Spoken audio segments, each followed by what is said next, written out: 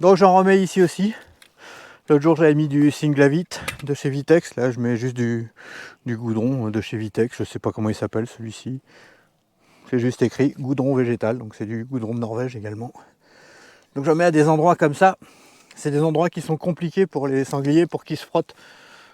Donc j'aime bien, comme ça ils restent plus longtemps. Ça leur prend un peu la tête. Ils restent plus longtemps devant ma caméra. Alors même sans en remettre, ça faisait plusieurs mois, hein, si vous avez vu ma vidéo, que j'en ai mis, ils venaient quand même. Mais là, j'ai décidé d'en remettre un gros paquet avant que ce soit l'ouverture de la chasse, puisque après on n'en remet plus.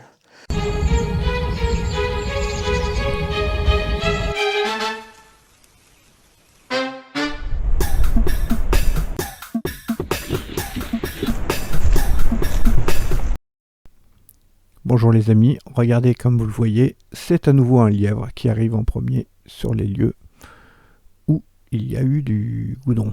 Alors attention, ne regardez pas la date qui se met en bas, là, pour une fois. J'ai oublié de mettre à jour la date et l'heure après avoir chargé les piles. Donc voilà, alors, avant d'oublier, le petit clic sur le j'aime, abonnez-vous si ce n'est pas encore fait, et le petit clic sur la petite clochette pour recevoir une notification quand je mets une nouvelle vidéo. Donc c'est parti, regardez, un chevreuil, deux chevreuils, puis regardez, ils s'attendent à un troisième chevreuil. En fait ce sont des fans même, puisque vous voyez ils sont jeunes. Alors donc le but du goudron, c'était pas d'attirer des chevreuils, mais bien des sangliers. Donc je vous propose de regarder ces 2 semaines avec une, voire 2 vidéos par jour. 2 séquences. Alors là, il y a un jet. Pourquoi? Une martre qui vient souvent dans ce coin-là. Donc l'idée, des petites scènes de 30 secondes. On va voir 1 à 2 par jour. Et au bout des... vous verrez comme ça les 2 semaines. Alors, petit rappel, le goudron, ça ne se met pas n'importe quand, ni n'importe où. Vous voyez là, le sanglier, il a eu peur. Pourquoi? Parce qu'il est habitué à passer tous les jours et d'un seul coup l'odeur elle était forte. Vous voyez, il passe autour et il se demande ce qui se passe parce que est-ce qu'ils ont le droit d'avancer ou faut-il attendre le chef? Vous voyez là il tourne en tour, là il y en a un qui est un peu plus téméraire, regardez par contre ses poils, ils sont tout hérissés. Bon, allez, c'est parti, on va commencer à se frotter. Donc le goudron de Norvège en fait ça ne se met pas n'importe où, n'importe comment. C'est soumis à une législation en France. Donc c'est réservé sous certaines conditions, ça va dépendre des départements. Donc je vous invite à vous renseigner avant d'en mettre. C'est en vente libre, mais par contre son utilisation ne l'est pas forcément. En tout cas, ça se met pas pendant la chasse. Donc je me suis dépêché de le mettre un petit peu avant qu'il y ait la chasse, histoire que les sangliers restent un peu plus longtemps chez moi devant mes caméras, plutôt que de se faire canarder un peu autour. Donc vous avez vu, en fait j'en ai mis sur les petites branches du bas pour que ça soit un peu pénible pour eux pour se frotter, et il y avait 2 grosses branches par terre. Vous voyez là on voit bien la différence de couleur pour l'instant, parce qu'il n'y a pas eu beaucoup de monde qui s'est frotté. Je les ai mis par terre. Pourquoi? Parce que comme ça quand ils se frottent dessus, la branche roule et se pousse en même temps. Donc c'est un peu compliqué pour eux. Donc j'aime bien. Il reste plus de temps. Donc voilà, alors toute la famille commence à arriver et commence à se frotter. Alors si vous avez vu la vidéo précédente, c'est juste un tout petit peu plus loin que là. De toute façon, c'est un endroit où ils sont habitués à passer en temps normal. Regardez, là, j'aime bien quand ils sont comme ça. Là, lui, il est assis par terre et il se frotte. Donc la branche roule en même temps. Lui, il se roule. Vous voyez, en fait, c'est pour ça qu'il y a plein de possibilités pour mettre le goudron. On n'est pas obligé de le mettre sur un arbre qui est déjà mis, qui pousse. On peut aussi mettre sur des branches par terre, sur une souche. Voilà, ou comme là, regardez les branches comme elles se poussent à chaque fois. Ah, et là, regardez, c'est notre fan qui est blessé. voyez la patte arrière gauche, il la pose plus par terre. Alors là, il n'est pas dans le sens où on verra sa blessure, mais il a une grosse blessure. Je ne sais pas à quoi c'est dû. Je pense qu'on va le revoir encore régulièrement devant les caméras chasse, jusqu'à peut-être un moment où on ne le verra plus du tout. Vous voyez, il s'est couché derrière l'arbre. Voilà, le lendemain, les sangliers arrivent à nouveau. Alors donc, les dates, j'ai aucune idée si la date, je sais que la date n'est pas bonne. L'heure, il est possible qu'elle soit bonne, que j'ai mis l'heure. Mais je ne sais pas non plus, je peux pas le dire. Aucune idée. Donc parfois ça y arrive, quand on met à charger, l'heure reste un certain temps, mais si on reste trop longtemps sans remettre les piles, ben voilà, la date est perdue. Ah oui, alors au cas où, si ça vous intéresse, ces vidéos sont réalisées avec la caméra chasse Cool Life H8201. Donc vous pouvez retrouver le test que j'ai fait sur ma chaîne. Et puis en description, je vous remettrai le lien pour ceux que ça peut intéresser par cette caméra.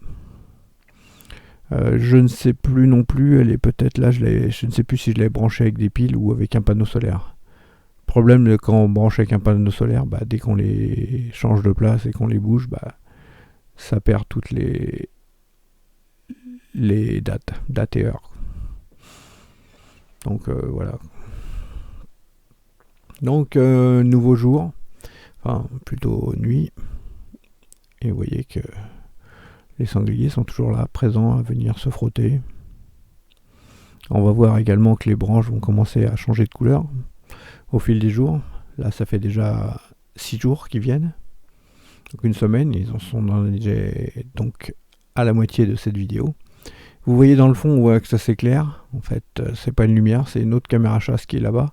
Ça veut dire pendant qu'on voit ces deux sangliers ici, il y a d'autres sangliers qui sont là-bas, en train de se frotter sur les autres arbres. Vous voyez, on voit des tout petits peu, mais presque pas. Donc voici le lendemain, en plein jour. Donc l'heure, elle n'est pas bonne du tout. 5h28, il fait nuit. Donc ni la date ni l'heure n'est bonne.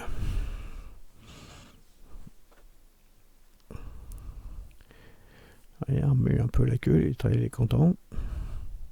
Et il se frotte. Alors ce coin-là, il est sympa parce qu'en fait, avant que je mette du goudron, les animaux passaient quand même. C'était un endroit de passage. Bon, maintenant, ils restent plus longtemps. Ça me permet de les avoir plus en vidéo. Là, il pleut. Regardez les deux là en bas à droite. Et il y en a un qui est hérissé, l'autre est plus le chef, il est plus gros. Il a montré un peu les dents. Donc du coup, il s'est écarté. Oui, vous avez toujours un chef pour tous les animaux qui vivent en communauté. Ils respectent tous une hiérarchie. Là, vous voyez, là, il y a une femelle avec des marcassins.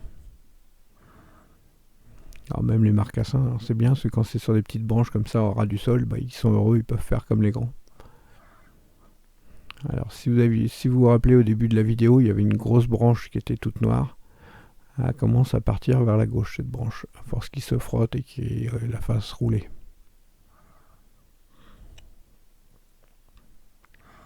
Regardez là à nouveau, donc on est le lendemain, en plein jour. Il y a 2 chevreuils, peut-être 3. Il y a même un rouge-gorge que l'on voit sur la branche, je ne sais pas si vous le voyez, vers le milieu. Alors c'est marrant parce que quand il y a les sangliers, vous ne voyez pas du tout les oiseaux. Pareil que les chevreuils, ils n'ont pas de peur. Vous voyez que le faon qui est en arrière-plan, c'est celui qui est blessé. Regardez comment il marche. Il a un peu de mal, vous voyez, sa patte, il ne la pose pas du tout au sol. Alors j'espère qu'il va se rétablir. C'est pour ça que si vous vous abonnez, vous verrez peut-être la suite du faon. Si on le voit guérir ou si d'un seul coup on ne le voit plus du tout. En tout cas, on le voit depuis tout petit. Et il est blessé que depuis un peu plus d'1 mois.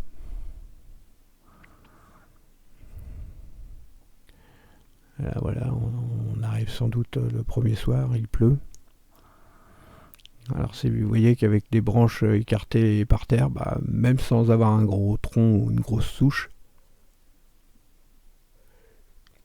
les sangliers se frottent. Alors regardez celui-ci, comme son pelage est bien noir par rapport aux autres. On dirait qu'il vient d'être brossé. Et puis il est gros. Hein. On dirait même... regardez les défenses qui sortent de chaque côté. Alors lui, c'est sûr, j'ai pas envie de le rencontrer le soir quand je me promène pour faire tenter de les voir, de les observer en pleine nuit. Bon, en voici un autre en plein jour. Tranquille, il est seul. Alors là, nous approchons de la fin du mois de septembre. Je ne sais pas où sont ses copains sangliers. Peut-être qu'il est là tout seul, celui-ci. Et regardez là, un renard également qui vient passer. Voyez, il est tranquille. Hop, il va disparaître au fond, plus loin. Et voilà, donc juste la veille, avant que je retire que je vienne rechercher la caméra.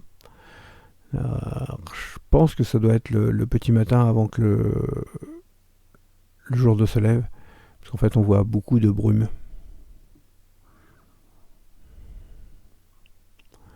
Et lui, il ne sait pas s'il doit partir ou s'il continue à se frotter. Et voilà, c'est le dernier jour, avec à nouveau le gros sanglier tout noir. Et bien voilà, je vous ai fait vivre 2 semaines de fin septembre, avec des sangliers et d'autres animaux. Alors n'hésitez pas à me mettre un petit commentaire. Ça me fait toujours plaisir, ça me motive pour faire de nouvelles vidéos. Je vous dis à bientôt.